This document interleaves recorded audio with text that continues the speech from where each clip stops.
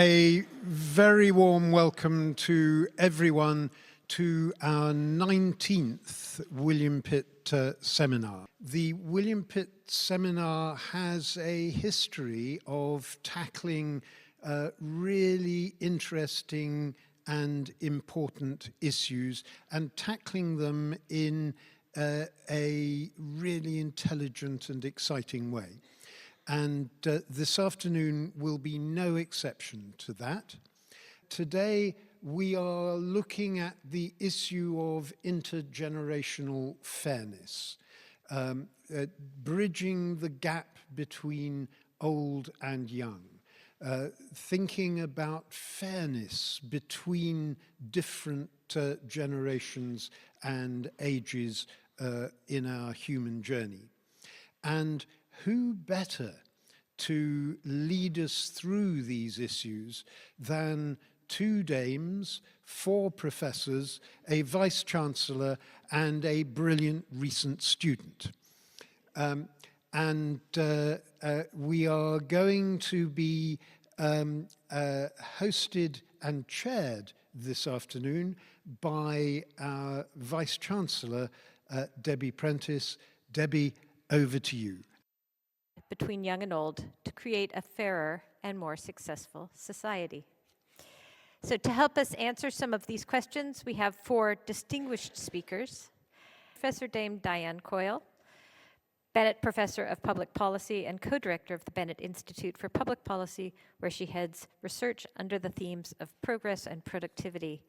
Diane has authored over 200 articles and 10 books, her latest being Cogs and Monsters, What Economics Is and What It Should Be. And her forthcoming is The Measure of Progress, Counting What Really Matters. Loraine Gelsthorpe is an Emeritus Professor of Criminology and Criminal Justice at the Institute of Criminology, University of Cambridge. Loraine was Director of the Institute of Criminology from 2017 to 2022. She's a chair of the National Probation Institute and sits on various government advisory committees. Prashant Sen completed her undergraduate degree in psychological and behavioral sciences at Pembroke College and is currently pursuing a master's in child development and education at the University of Oxford. She founded her most recent project, Pembroke Panels, in her final undergraduate year at the University of Cambridge. Pembroke Panels is a lifelong education and action initiative designed inclusively for all to explore and positively impact global legacies in health and humanitarianism. And finally, Professor Dame Henrietta Moore, Honorary Fellow, Founder and Director of the Institute for Global Prosperity, from where she challenges traditional economic models of growth, arguing that communities need to engage with diversity and work within environmental limits to flourish. Her recent policy work focuses on new economic models, universal basic services, artificial intelligence, environmental degradation and decarbonization, displaced people, and the gender pay gap. So those are our speakers, and I'm going to start by asking Diane to share her thoughts with us today. Thank you so much for the introduction, and it's great to see everybody here today. We're being trusted to drive our own microphones. Can you hear me? Fantastic. So it's a great honour to be asked to take part in this. My father was a church elder and my brother's a lay preacher. I'm kind of tempted to go up to the pulpit and speak from there, but I'll stay here instead. In 1858, the River Thames was afflicted by the Great Stink. There'd been so much sewage poured into the river that it smelt so bad that Parliament had to stop sitting, the House of Commons being right on the river there. And so in 1859, MPs voted the money for Joseph Bazalgette to build London sewers. And he built over 150 years' worth of capacity. If you drive along the embankment now, you can see the Thames Tideway Tunnel, the expansion of capacity only just being constructed. Sadly, we're sort of back to mid-Victorian times in the amount of sewage that we're putting in Britain's rivers. But I often think about the Victorians because they built so much of the infrastructure and housing that we're still using in this country. And I often ponder about that mindset that meant that they could build for many future generations. They built roads and railways, they built town halls, they built art galleries and libraries, they built a lot of the housing stock that we're still using here. And we seem to have lost that. The schools and hospitals that were built in the 1960s and 70s are falling down. We can't build houses. So we have created a huge debt that future generations are going to have to repay. They are going to have to build all of that infrastructure. Our Chancellor, Rachel Reeves, is being lobbied on all sides for the funds that will fill tens of billions of pounds worth of gap in investment.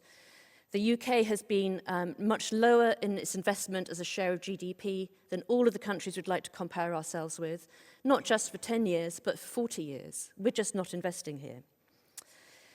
There's a huge debt in housing. That housing stock that we're using is inefficient, decaying, not environmentally efficient, and we haven't built enough. And we see that in the house prices that everybody pays. So we boomers, and I'm at the tail end of the boomer generation, are sitting on lovely assets that have appreciated in price over time, and our children and grandchildren are paying the price for that. There's also an absolutely enormous natural debt. When the economies of the West came out of the Second World War, it was very clear that the shortages were physical infrastructure and the loss of human capital. And so not surprisingly, attention focused on that kind of building. But it means that since the late 1940s, our economies have been using natural resources for free. There's been no price on them. And even if you think it's incredibly difficult or even immoral to price nature, we have been pricing it. We've been pricing it at zero. And that means that not only climate change, but the loss of biodiversity, the decaying of food chains, the crumbling of soil quality that will hit agricultural productivity and our ability to feed ourselves, all of that natural debt is huge and potentially catastrophic. And so here we are in 2024, for the first time in a quarter of a millennium, leaving future generations worse off. And this is exactly the reverse of what has come to seem the natural order of things since at least the Industrial Revolution, and actually for centuries before that too, that we all struggle to make our children and grandchildren better off. Future generations should be better off. So if you think about the stresses on the younger people now, they are intense. There's been a lot of debate about whether it's social media. I think it's a real mistake to focus on social media as a sole cause because young people, as I said, can't find places to live very easily. They spend their school careers and their university careers often just worrying about getting the grades that they're going to need in a competitive job market. The job market itself isn't only competitive, it's almost impossible if you don't have the right formal educational qualifications. And that the methods of the hoops that we make people jump through to apply for jobs now are simply extraordinary. Many of you will have had children who've been going through that. So not surprisingly, this country has 870,000 young people who are not in employment, education or training. It's up by about a quarter since 2022. And the mental health burden, partly due to the pandemic, of course, but partly due to these wider stresses that we have created for them, we boomers, have led to an epidemic of mental ill health.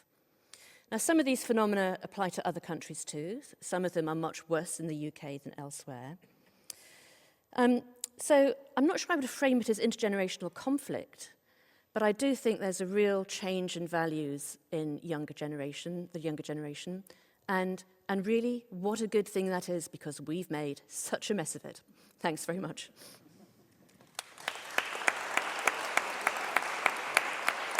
Well, I want to speak about two particular themes. The first relates to intergenerational conflict in relation to crime, and the second relates to mental health. I am a criminologist, but I'm also a counsellor and a psychoanalytic psychotherapist as well. So both things are close to my heart.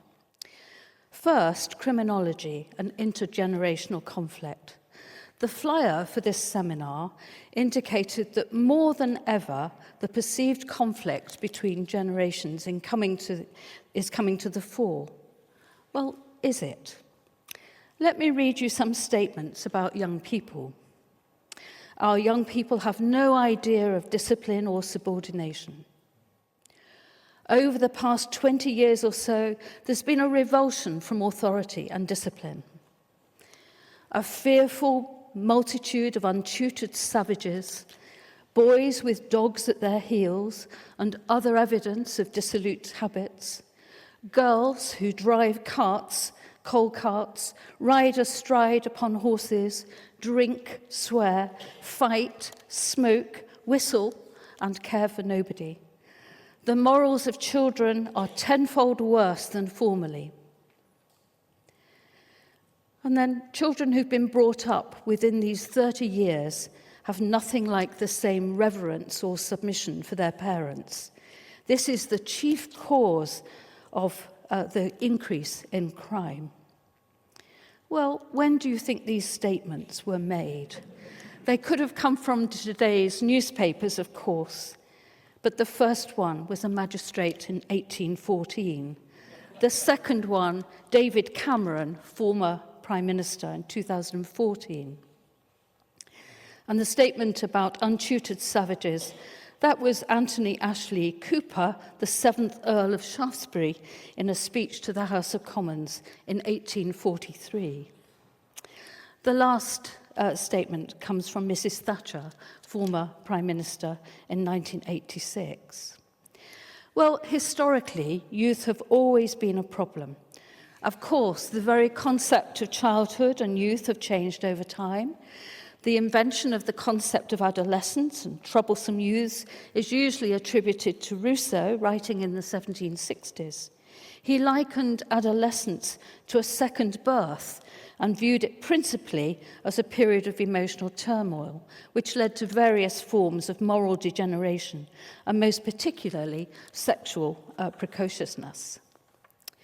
Unsupervised leisure has almost always been a major source of trouble and as posing a threat to young people's moral development. During the 16th and 17th centuries, carnivals were accused of promoting sexual promiscuity, and popular ballads were denounced as being bawdy and as glorifying criminality. By the 19th century, theatre, music halls, dances, penny dreadfuls, cheap newspaper fiction, street football, gambling, and other forms of popular entertainment were all subject to intense campaigns to halt their supposed contamination of youth. The word yob derives from the late 19th century as backslang for boys, members of street gangs. The word hooligan entered common English usage during the summer of 1898, Peaky Blinders in Birmingham, and Icky Boys and Scuttlers in Manchester. Following rowdyism on the August bank holiday in 1898, hundreds of people were brought to court on charges of assault, drunkenness, and attacks on police officers. In the 20th century, another dangerous enemy was discovered in the new medium of the Hollywood cinema. Youth leisure pursuits from 1950s onwards have been subject to adult censure, moral panic, and regulation.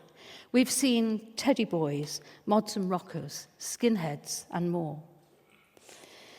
Broadly speaking, youth can be portrayed as a site of secondary socialization, during which young people develop clearer ideas about their future position in the social order.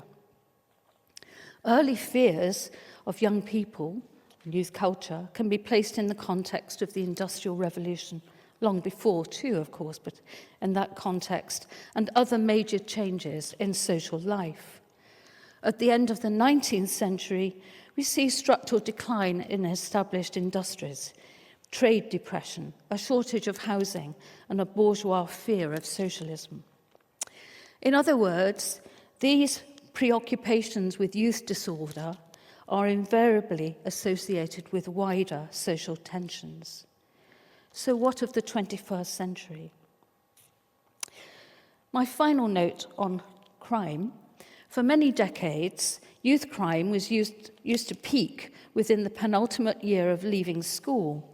So the peak age of crime was 14, when the school leaving age was 15. 15 for a while, when 16 became the school leaving age. Interestingly, the peak ages of offending are now 19 for males and 17 for females. But youth crime can be seen as intergenerational conflict if we accept that youth is a metaphor for social change and that older generations are fearful of change. This is perhaps simplistic, though, because it's important to think about intersectional conflicts, including social, cultural, and moral values, rather than conflicts which solely revolve around age. My three main points, then. Youth can be seen as a metaphor for social change, and older generations are fearful of change, but age differences are not the only factors to consider. Both criminal behaviour and attitudes to criminal justice may be transmitted intergenerationally, but there are complexities, push factors towards crime and pull factors away from it. Intergenerational conflict? Well, is generational conflict coming to the fore? It's not a new phenomenon. We just need to look at the social context in order to understand it. Let me turn to mental health then, briefly. Broadly speaking, in the last 125 years, we've seen enormous technological changes, as well as social, economic, demographic changes in British society. 120 years ago, at a rally in Newark, New Jersey, the mayor held up a telephone and said, "I foresee the day when every town and city in America will have one of these." I wonder how many mobile phones we could put together between us this afternoon. In the last 75 years in particular, we've seen family and community changes, with new configurations of families, new conceptions of community. We may not know our neighbours, but we can speak to our friends on the far side of the world within minutes. And we can engage in social media with others all day long if we like. We've seen economic changes with the globalisation of markets, a switch from producer to consumer-oriented capitalism, and deindustrialization. There's cheaper labour elsewhere. We've seen new social movements, the development of neoliberalism and suspicion of the state as a provider, and the notion of the big society, of course, pulling back, rolling back the state. We've also seen the development of a culture of control, a victimological turn, a punitive turn, risk aversion, a culture of risk, a culture of individualism, and what Zygmunt Bauman calls liquid modernity. Bauman suggests that over the last 100 years, solid modernity has gradually been transformed into liquid modernity, which entails living without an ultimate perfect model of society, where individual life reflects the experience of being in an increasingly deregulated or flexible world, a world full of the uncoordinated, often contradictory chances and voices, but devoid of clear-cut standards by which the superiority of any of them can be measured. And in regard to social relationships are continually up for grabs because they're constantly being made, undone and remade. Indeed, these days, I have learned, people often enter situationships rather than relationships, with expectation that nothing lasts forever. Jock Young refers to the vertigo, the dizziness of all these changes in social, economic, political life. No wonder there is a perception of a crisis of mental health amongst young people, as well as others. We can throw in global threat, conflicts and wars around the world into the mix as well, of course, with knowledge of at least 110 conflict zones in the world, and of course, COVID. The challenges of modern 21st century life and living are enormous. Financial crises, housing crises for some families, hate crime, racism, sexism, environmental crises, we could go on.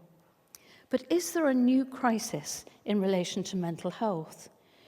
Do young people today experience greater challenges in relation to mental health than hitherto? As a college counsellor, I'm frequently reminded of the difficulties which students experience when returning home after the end of each term, with well-meaning parents telling them what they should eat and when they ought to go to bed. For many students, their newfound independence is immediately eroded. But more often than not, any intergenerational conflict is compounded by differences in values, cultural habits and mores, and newly created lifestyles. I'm hugely sympathetic to young people who have mental health difficulties with or without clinical diagnoses. Yes, in contemporary society, many young people have it tough. A scarcity of jobs, challenges of social media, a shortage of affordable housing, disaffection because of social exclusion, and so on. But I want to say older people were young once, and whilst the social, economic, and cultural context has changed, there were probably many emotional and practical challenges then, as now, including survival of periods of war. The definition of mental health has shifted from a diagnosis-focused model to one that emphasizes positive psychological function. Mental health is now characterized by a more holistic and positive perspective that includes well-being, recovery, social functioning, and quality of life. In other words, the language of mental health and mental health, ill health, has changed. There are new diagnoses, new measurements, new ways of thinking and talking about mental health. Expectations may have changed too, with a sense of increased entitlement to be happy. But can it be assumed that our predecessors, or even those of my generation, did not experience mental health challenges? I don't think that this is so. What of the 18 and 19-year-olds whose names are inscribed in Pembroke's cloisters? They went off to the First World War and some to the Second, terrified. What of the generations who lost their parents, brothers and sisters in the wars? We might call them the silent generation, not in a traditionalist sense, but in the sense of people being ashamed of feelings. There was no language, perhaps, with no acceptance that it was okay to talk about emotions. The cultural shift in regard to mental health has been hugely important, and I welcome it. But it doesn't mean that mental health issues are worse or that today's generation face more difficulties in this sense than previous generations. The challenges are different, and there is greater easiness in talking about those challenges, but comparisons, let's call them conflicts if you like, they're not helpful. Thank you very much. Okay, so I'm going to continue the themes that Professor Gelsthorpe, who I've cited in my essay, mentioned. I'm going to think about mental health. And mental health, it's a tricky one. It's part of the very fabric of our beings, but it's a lot like those invisible seams. So a little wear and tear from the outside, maybe you're not even going to notice it. But when those seams truly start to fray, well, then the entire fabric can start to unravel. As a global society, we really are facing this question of whether we are descending into an abyss of mental health challenges. And for today, our topic is addressing intergenerational conflict. I'd like us to explore together how we can use mental health as a critical pivot towards the promotion of intergenerational collaboration and harmony. But of course, to work out where we're going, we've got to see where we currently are. So this talk is only short. I'm going to surface scratch some broad generational divides to do with mental health, our old and our young, and I hope that we'll pick this apart together a little bit later. I'm using the Brighter Future Ahead, action report of 2022 because it's a fantastic analysis of perceptions of youth livelihoods in the 21st century, critically across 3 different generations, listening to our current youth, our current parents, and our current grandparents, so quite fitting for our theme today. And I'm about to throw some numbers at you, so I hope we can all keep up. 1 in 6 children suffer a mental health challenge between the ages of 5 to 16 in the UK at the moment. In the 2021 to 2022 period, 17 to 19-year-olds in England that were going to suffer a mental health challenge was at 25%. Between 2019 to 2022, there was a 50% increase in the risk to youth mental health challenges. 57% of our parents believe that childhoods today are worse than when they were children. The equivalent figure for grandparents is 64%. And 30% of children are deeply concerned about their families' financial situations. Lots of numbers, but when we consider what might be driving those increases in risk, there are multiple factors. I'm only going to highlight 2 for right now. The pandemic obviously takes a very dominant front seat, and its most detrimental long-term impact is the fact that it deepened existing social inequalities. Not all schools could have online classes. You had the acceleration and the progression of some students' education and the stagnation of others. We saw a global spike in domestic violence, coupled with the physical inescapability of the home environment. And have we noticed across research that one's individual or one's family profile in terms of socioeconomic status was a seriously critical factor in whether you were able to be resilient in your mental health and buffer against the challenges that you faced. The burgeoning use of social media has also caused the erosion of self-identity, this mass tendency to lead a double life, that you can airbrush your imperfections entirely out of the picture while still retaining them in your everyday life. There is the almost instantaneous transfer of information, which is both very positive. We've got long-distance communication, we have intercontinental research dissemination, and it is almost equally a very destructive force. We see acceleration of manipulation, of lies, of disinformation, and of exploitation. Now, if we turn track ever so slightly, we think about our older generations. There is now a dedicated NHS page titled Loneliness in Older Adults. Social isolation is in many ways a direct contradiction to our human evolution towards interdependence and interconnectivity. And this was a serious concern even prior to the pandemic. It has only become worse. Studies by Age UK have shown that more than 2 million people over the age of 75 in England live alone, and 1 million of those individuals can go over a month without talking to friends, family, or neighbours. Now, I don't know about you all, but I find that really unsettling as a potential trajectory, perhaps because today is all about talking. But the fact that we might be heading towards the possibility of being muted by circumstance, by the inevitability of growing older, seems unfair and it seems unnecessary.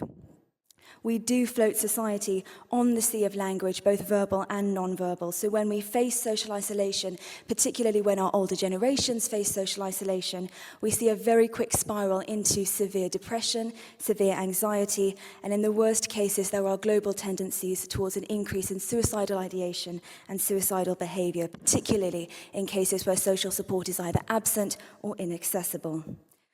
So I want to pause briefly, because I hope what you might have started to realize is that what I'm describing and what I will describe of both intergenerational conflict and mental health challenges is that it's not necessarily new, neither conceptually nor in our tangible reality. Instead, these challenges have evolved throughout our human history. They take on different faces as we grow in our capacities. The earliest reference that I've managed to find for intergenerational conflict takes us back to ancient Mesopotamia. In the Sumerian epic of Gilgamesh and Akka, there is a line in which the eldest and the youngest, they're in dispute over whether to go to war against the city of Kish. And the elders say, "You are young, Gilgamesh. Your enthusiasm carries you away. You do not understand what you persist in doing." And that's still a very familiar image, the idea of wiser, overbearing older generations at loggerheads with inexperienced youths. The reason that I bring this up, though, is because mental health cares very little about what your age profile is, what generation you choose to affiliate yourself with. Its effects can be felt as pervasively at 17 as at 70. And while that seems incredibly trying, that's actually going to be our point of triumph.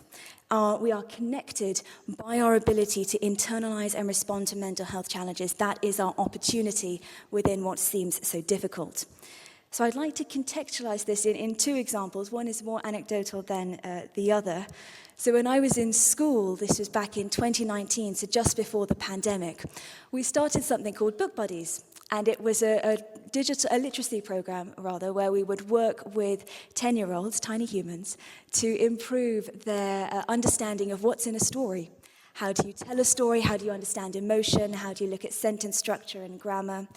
And what I didn't realize at the time until I was thinking about this seminar today is that was a Gen Z, Gen A collaboration. It was youths for youths. We were directing the program ourselves. We were thinking about what works and what doesn't. And so it was very beneficial for these humans about yay high. They learned a huge amount. Their literacy skills improved enormously. But what we noticed for us is that it had a huge impact on our self-confidence. If you think about a 10-year-old, they have a confidence that the world hasn't quite eroded yet. If you wear braces, you have to brace yourself to have that pointed out. But that confidence that they had rubbed off on us. We were facing at the time all manner of different mental health challenges of anxiety, stress, UCAS applications. And for a Thursday afternoon every week, the contours of that challenging internal mental health landscape, well, it seemed to soften ever so slightly. When we think about tackling detachment of our older populations, on this same NHS page, it says learn to love computers, which I find funny. I'm still slightly terrified of computers, and I think it's much easier said than done.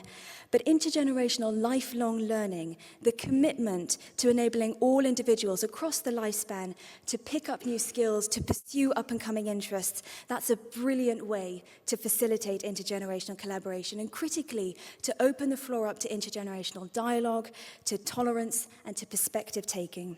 Across Europe in recent years, there's been the implementation of ICT Guides, which is a digital literacy program that is tackling social polarization that is caused by digital technologies. We often have in-groups of our youths that have grown up digitally dependent and our out-group of our older generations that have not. And this particular study that I'm referring to, that's a program where there were immigrant youths, principally from Syria and Afghanistan, that would teach older citizens across Germany, Spain, the UK, and Sweden about how to use computers, how do you log into Skype, how do you work with all of this very complex hardware. The program was a success, but that's actually not what I want to focus on. I want to focus on the qualitative review that came next. And they said to senior citizens, well, what did you actually think of that? How did it help you? And they said, well, we learned all of these tech things. It was amazing. But also, our collective mental health improved because our sense of usefulness was reinforced. We had as much to teach them that they had to teach us. We could help them with their English skills, and that's a real challenge for immigrants across Europe, is that the lack of fluency of English is a barrier in enabling them to be part of the economy. And they said as well, we taught them the importance of staying in school, of living up to your scholastic potential. And all of this tunes very nicely to a Vygotskian principle of social learning, that if we are to ever grow our knowledge bases, we must interact with knowledgeable people. And we are all knowledgeable people in our own rights. We have as much to impart as we do to gain. And that's something very important to realize on the topic of intergenerational conflict, that we can get lost in our labeling, our Gen X, our Gen Z, our Gen Y. We become sort of consumed by the identity of the generational label, that we drive our in-group, out-group dichotomy so far that we can't actually see our commonalities and we can't recognize the opportunity in our own differences. But when we look at all that can be learned and we think about the bidirectionality of that learning influence, its mutual benefit, well, we might just start opening the doors that we've otherwise been holding shut. So when I started this talk, I said that mental health is the invisible seams of self, but I hope that we've started to explore that it's actually much more than that. It's also the invisible seams that bind us together as a collective. And there are solutions that exist at micro and at macro levels that will scaffold a better future for our current generations and those to come when we tune into commonalities and when we celebrate these differences. But the final thought that I'd like to end on is to say that over the course of this afternoon, we're going to be envisioning our next steps for a brighter future ahead, exclamation mark. And it's very important that as a room full of different generations here today, whatever we decide those next steps to be, we must take them forward together. Thank you very much. So, I was just thinking back into the past, and so yes, I agree that Gen Z has it tough, of course, but I'm also thinking about the fact that they are the most knowledgeable generation we have ever had. They have access to more knowledge than we ever had. And certainly if I go back to my grandfather, who was born in 1900, and compare him to the time when I was young and then compare now, the ability to access that knowledge. So knowledge is there. So the question with knowledge is, what do you really do with it? The other thing that I think is very important is that every generation sees further than the last. So every generation stands on the shoulders of others. And that's really important because it brings a way of imagining change. So what Gen Z really what impresses me most about the Gen Z generation is that they are the least prejudiced generation we have ever had on the planet, the least prejudiced. And that's there in everything that they think about and do.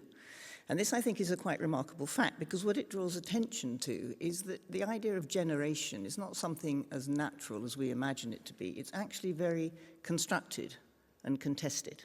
So we heard wonderful thing from Loraine about how all these ideas of generation have worked out over time. And of course, you know, when I was at university here, we were all supposed to be fighting too much, drinking too much, taking too many drugs, and having sex too much. Nobody ever mentions that now, I notice. So no person in Gen Z ever worries about whether you're doing any of those things too much, right? That was a different kind of generational struggle. But I wonder whether we can really talk about a boomer generation at all. Because does the boomer generation exist, or rather, who does it exist for? Because nothing applies to all people. If we were all overdetermined by the circumstances of our generation, we would never do anything different. It would be an appalling situation if all we could think and do was to be defined by our times. There always have to be people who are prepared to do something different and to stand out differently, and that matters. So yesterday I was launching the Prosperity Index for East London, and this is based on work that my team have been doing. But let me just say very briefly that the difference in prosperity scores between those people who are over 60 and those people who are under 30 is about 10%. The older people are less prosperous than the young. Now, of course, this varies from place to place, but it's also a fact when you look at the data that women are much less prosperous than men. And ethnic communities are much less prosperous than pretty much everybody. So when we think about the debates that are going on around the boomer generation, they hinge, for the most part, at least in the press, not when you're talking to Gen Z themselves, they hinge on pensions and housing or mortgages. So let's just think about pensions for a moment in the UK. How well are the boomer generation doing? Well, around 2 million pensioners in the UK live in poverty. Around 3 million of them have no workplace or private pension at all. 1.3 million of them have no savings. There's more than 17 years difference in a healthy life expectancy between the most and the least affluent in that group. Now, when you retire in the UK, at retirement, only 13% of women qualify for a full state pension. And that's the lowest state pension of any OECD country. So just to remind you, for those who haven't taken your pension, that it's £221 a week. Now, the median annual wage for the United Kingdom is just under 35,000. That sum comes nowhere near it. The difference between white and black pensioners is around 24%. White pensioners are better off. The difference between a white man and a woman from any ethnic minority background, as far as pensions is concerned, is around 51%. And people from ethnic minority backgrounds are twice as likely to live in poverty across the whole of Britain. So who is a boomer? Now, let me think about my work in Africa for a second. In sub-Saharan Africa, about 22% of people across sub-Saharan Africa receive a pension. So that's only 1 in 5. In Kenya, where I've worked for 40 years or more, brought in pensions for the over 75s, which you would think of more really as social protection rather than pensions, but anyway, you get it if you're over 75. And it's 4,000 Kenyan shillings a month, so it's about £26 a month. So when we think across the world about who's done well in this generation of boomers, we must surely be thinking about a very specific group of people and not about everybody. Now, if we think about home ownership in the UK, yes, I absolutely agree, actually word for word, with everything that Diane said, but I'm coming last, so I have to say something different, okay? Now, home ownership in the UK. So if you look at the people who are between the ages of 55 and 64, 25% of them are living in rented accommodation. And under 50% of that group own their property outright. So yes, their property might be worth a lot of money, but they're probably holding quite a large debt against it. So assets have been improving and incomes have not.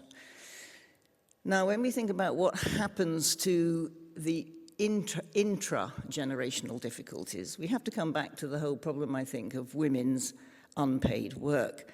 So in about 2015, the Office of National Statistics in the United Kingdom decided to do an investigation of the value of women's unpaid work, and they calculated it as around £1 trillion at the time, which they said was equivalent to 56% of GDP. Now, of course, I can't remember what GDP was in 2014, but there's a good chance that Diane can, and she'll probably tell us later roughly what that was about. But the thing that comes into this question is, what does this unpaid work mean? So it's caring, looking after people, mentoring the young, doing the housework, and so on. So the Office of National Statistics worked out, using the basic information we get from our statistical coverage, that the age group 36 to 45 do most of the stuff.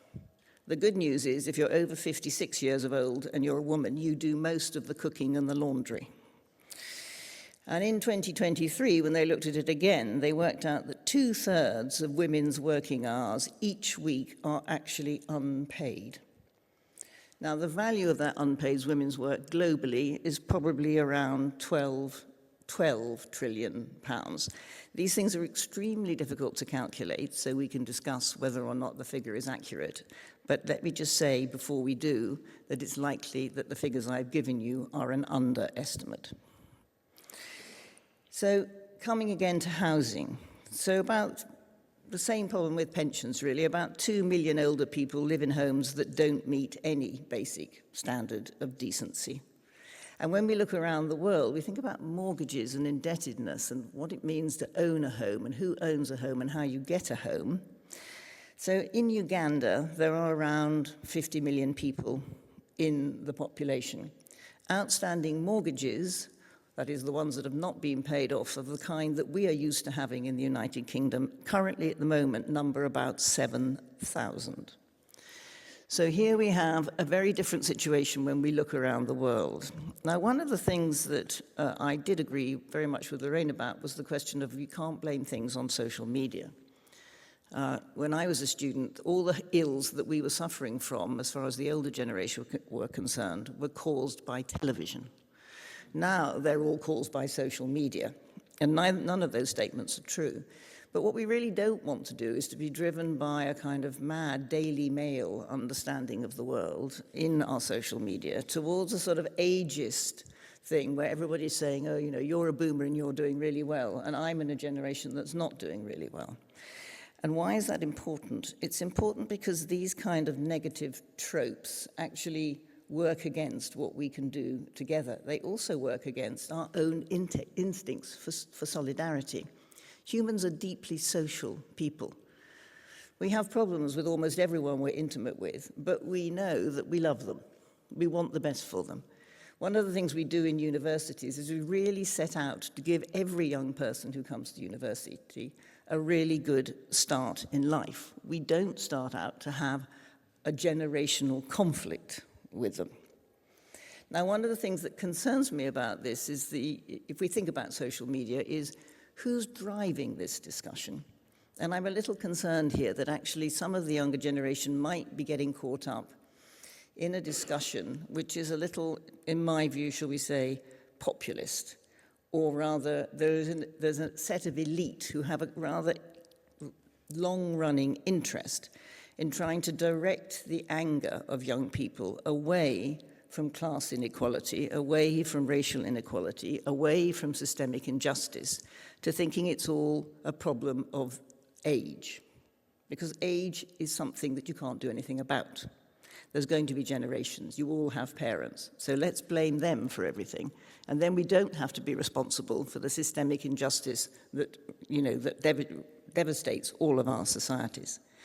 So here I think we come back to the point that Prashant made. So if we are to be able to do anything about climate change, about any of the challenges we face, we need to collaborate. The Generation Z is the most knowledgeable generation. We need to collaborate with them. We need to share. We need to deepen our understanding of relationality. We need to get together. We need to make sure that our institutions, our universities, but also other places like trade unions and workplace-based institutions, we need to innovate those institutions and go back to them and reanimate them and make sure that we are in dialogue and discussion all the time.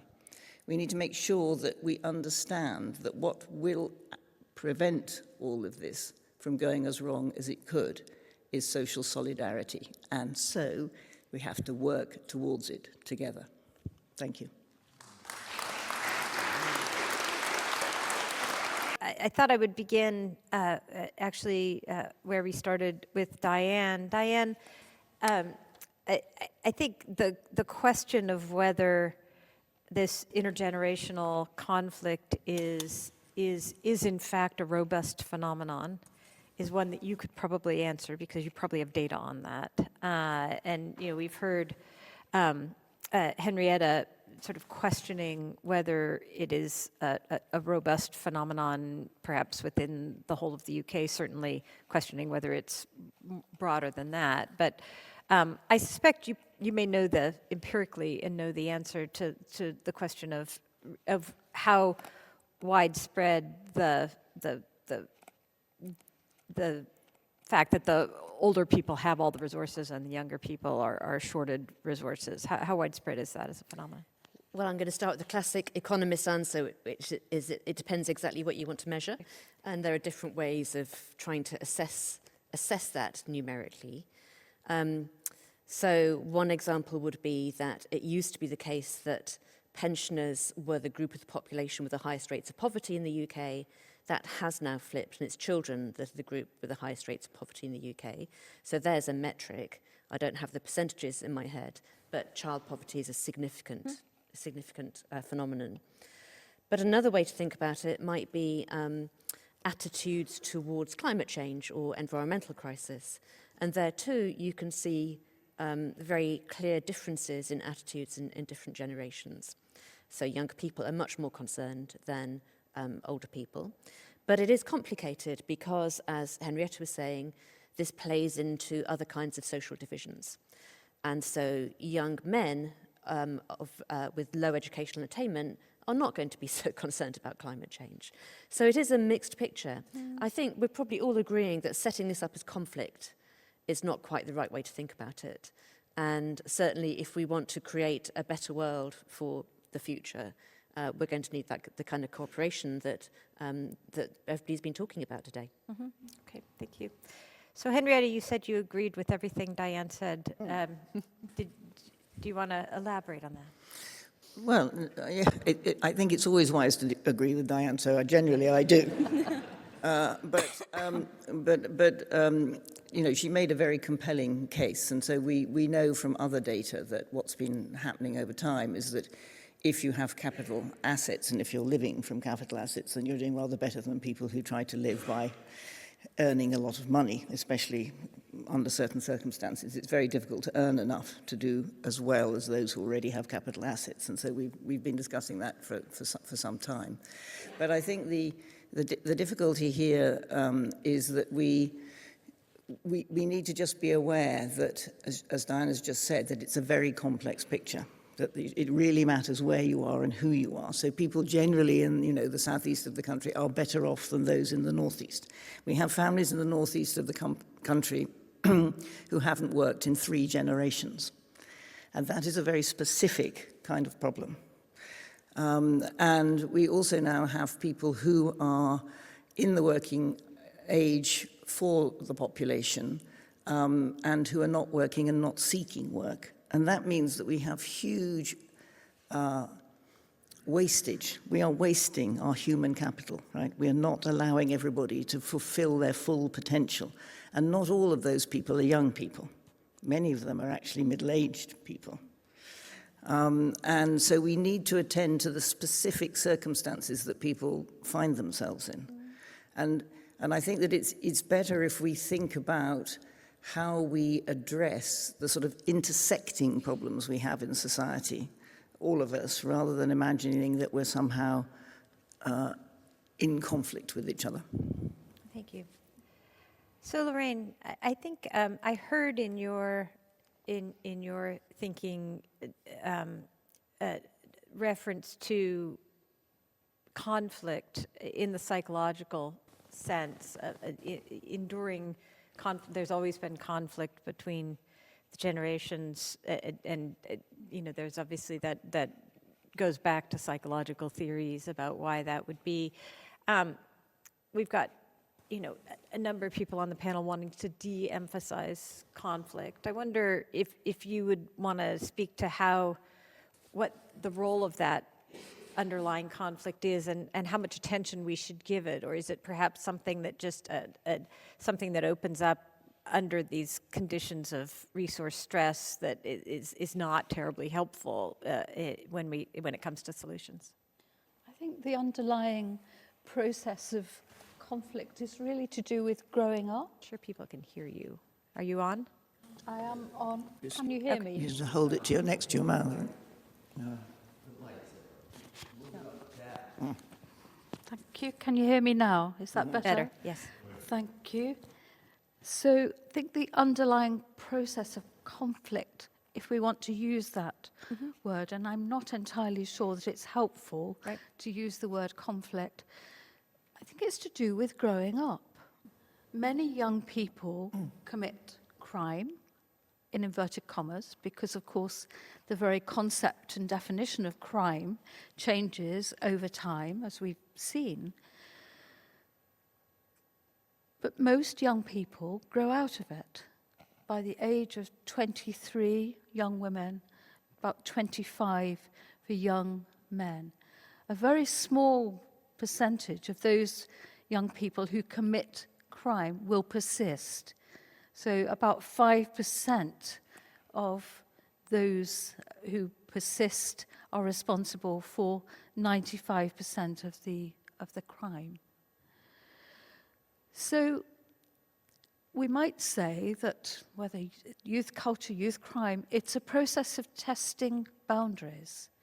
And I have used the notion of youth crime being a metaphor for social change, and there being fear of that social change, to emphasize really that people are testing boundaries, challenging the family, challenging social institutions, challenging cultural norms. And most of us engage in that in one way or another, and then we survive and gradually join the majorities, in the plural, in accepting the norms, or at least changing them along the way. So that's interesting. I think, Prashant, you had the example of how empowering it was for young people to help younger people, and I wonder if and then you really emphasized the need for intergenerational collaboration. But I'm wondering if some of the work that needs to be done is about empowering young people. I mean, if in fact, as Loraine is saying, this is in some sense one strand of this is just about growing up and the form that takes right now.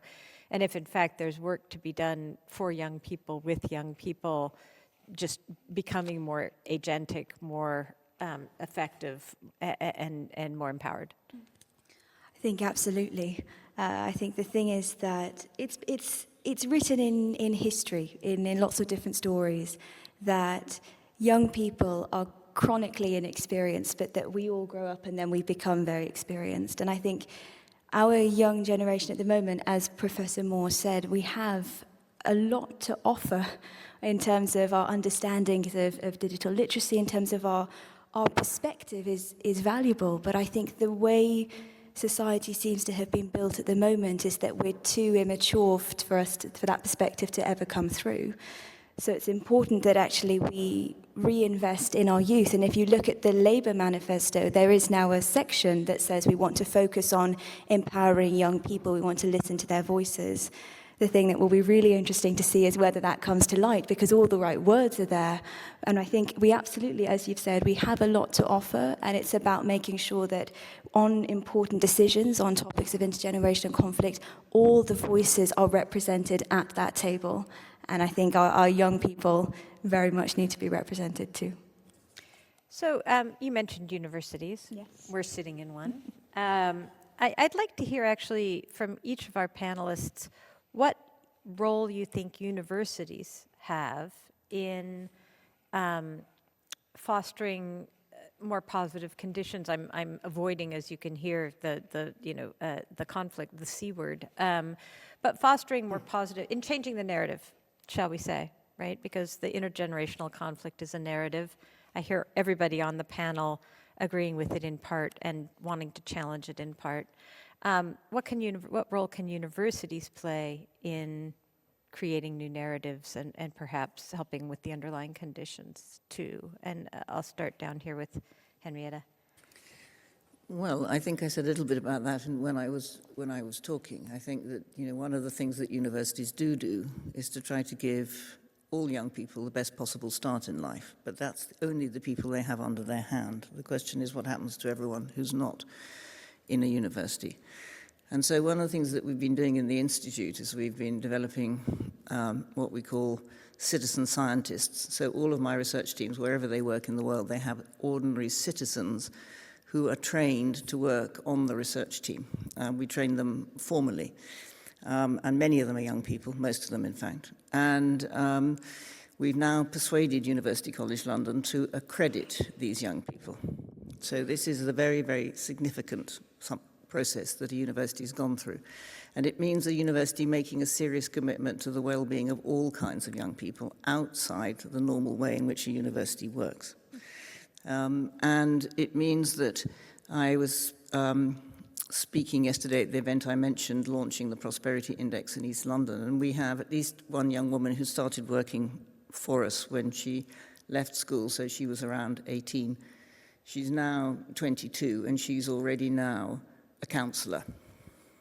So the effect of working alongside the research team has been enormously empowering. And that's what a university can do, because a university encourages you to inquire, as my other university used to say, into the causes of things. And so consequently, I think that that is an empowering move for everybody, really. Thank you. Loraine. Yes, what a good question. I think that universities, or this university, can engage in intergenerational learning more. In criminology, we certainly try and do that, whether it's talking with and involving people in research, people with lived experience of the criminal justice system, or indeed training young people who have been subject to the criminal justice system to engage in participatory research. So we too are looking at accreditation of skills for those young people, so that we don't do things to people, we do things with people. At the other end of the scale, I think we can learn a lot from people who have experience in the world of crime and criminal justice by engaging them and involving students, talking with them, learning from them. And I hope that there'll be opportunity to come back to something that Prashant said about collaboration in relation to mental health, because I want to say something there. I've started running a lifelong learning class and in Ely on crime and justice. And I can tell you that I think that the questions that came from the group, a very mixed group of people, different ages, the questions that have come are really searching and important questions. It's been a hugely important experience. And at the end of the course, people have said, oh, well, I'm changing my mind about crime and punishment. I can see that we need fewer people in prison. And I have reflected, well, if only I had done this earlier in my career and gone into prisons or wherever that might have been helpful, probably more impactful than 100, 200 academic papers. Thank you. Diane. I've only been in a university for 10 years, and the thing that really strikes me is that it's a place where old people like me meet a lot of young people. And sometimes you really think that, oh my goodness, when you hear what they have to say.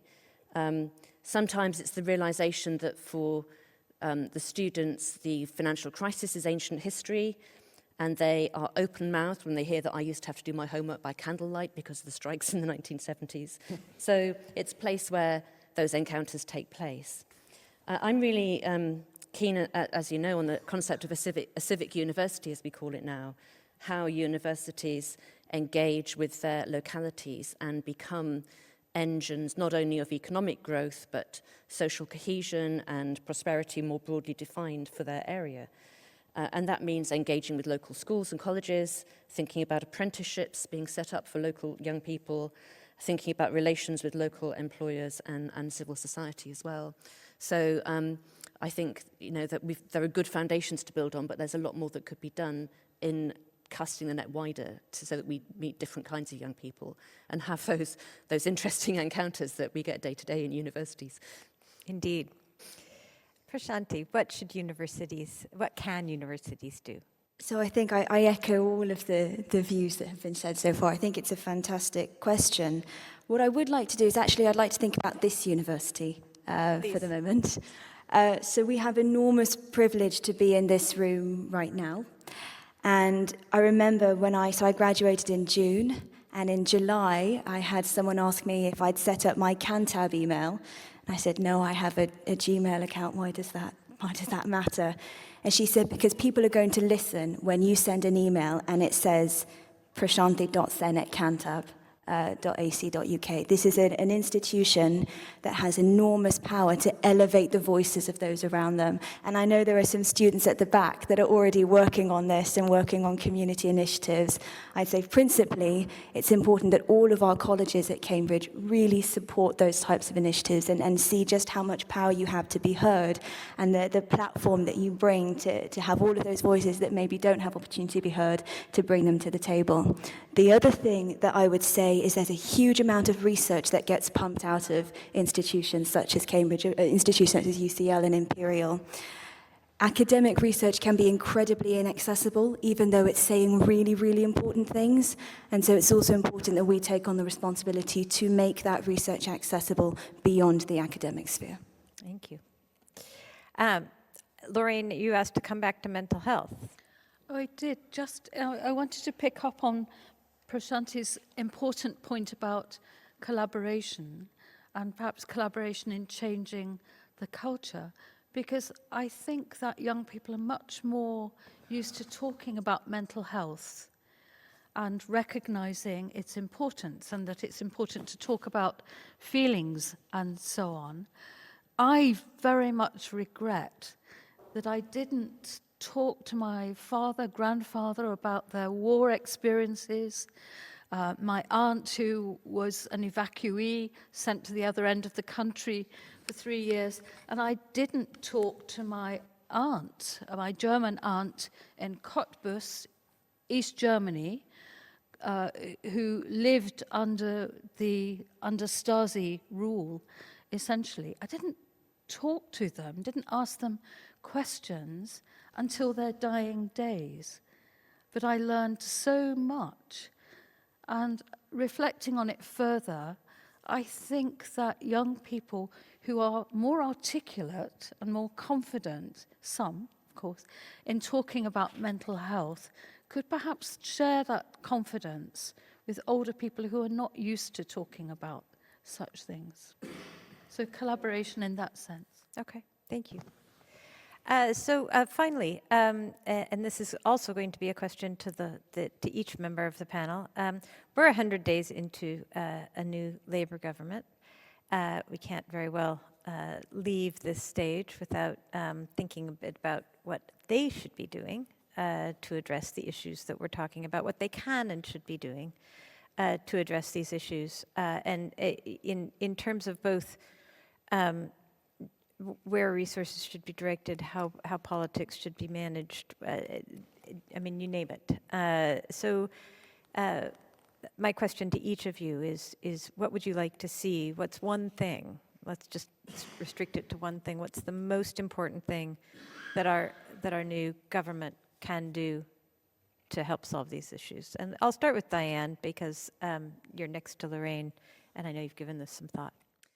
Well, for me, it won't be a surprise to anybody to hear it's investing. And there's a lot of debate about the headroom and how much money is available to invest, which is entirely the wrong way to think about it. Because if projects are good projects that create economic value and generate a return, how you finance that is the secondary question. And I think, although projects will vary in their success rates and how much they do return, there's an awful lot of need. So investing in the infrastructure, investing in housing, investing in education, because spending per pupil in this country above primary level has been going down for over a decade. We're not investing in human capital, which is the key driver of long-term economic growth. So investing is my answer. Okay. Prashanti? I would say build up trust. So we exist in a democracy, and of course democracy is the voices of the people who vote. And we know that there is a big gap in young people not voting. And when you look at some of the psychology behind that, is because there is a huge amount of distrust in political authority. Now, Labour, as its sort of government profile, is very much community-focused, people-focused. And as I mentioned, the Labour manifesto, there are all of the words there, the positive words to set up better political trust, and it's important that those are reinforced with actual action that will bring young people's votes into the fore and therefore enhance our political and social landscape. Thank you. Loraine? Investment in young people who have perhaps very different needs, invest in spaces and places for young people to do their growing up. I would go so far as to say decriminalise youth crime, at least, if not the whole criminal justice system, but perhaps that's too provocative. I think it's too important for politicians to deal with. But we have the lowest age of criminal responsibility across Europe, and indeed elsewhere, age 10. We draw young people into the criminal justice system, we label them, and then they cannot escape those labels. They cannot escape the deleterious impact of the label. Other countries manage to do it, to decriminalise young people's activities, their crime. It doesn't mean that nothing happens. It just means they're not drawn into the criminal justice system. So other kinds of social services would be more constructive and more helpful. Thank you. Henrietta? Well, I pretty much agree with what others have said, but I think the most important thing is to focus on improving the quality of people's lives, because the quality of people's lives is pretty dire. And I think the way to do that is to actually think hard about how to link improvements in people's quality of life to improvements in productivity. Because we do need to do more with the wealth we create, and we do need to create more of that wealth. But the question of what we do with it is important, because if all we do with it is extract it and put it into certain people's pockets is not going to do much good for all of us. What we do need to do is to invest it in our public services, because, you know, when you are just an ordinary citizen of the United Kingdom or an ordinary resident, you can't do much about the fact that air pollution is so bad that we have carbon in the bodies of unborn children. You can't do much about the fact that less than 10% of our rivers meet the required standard. You can't do anything about the fact that most of our beaches are unswimmable. The state of the nation requires serious action. And I think we do need to make that investment in public services. But so we have to stop this argument, as Diane has just said, about saying there is no money. So, because we have to think differently about what the economy does for us rather than what we do for the economy. Okay, thank you. Let's give our panelists a round of applause for that.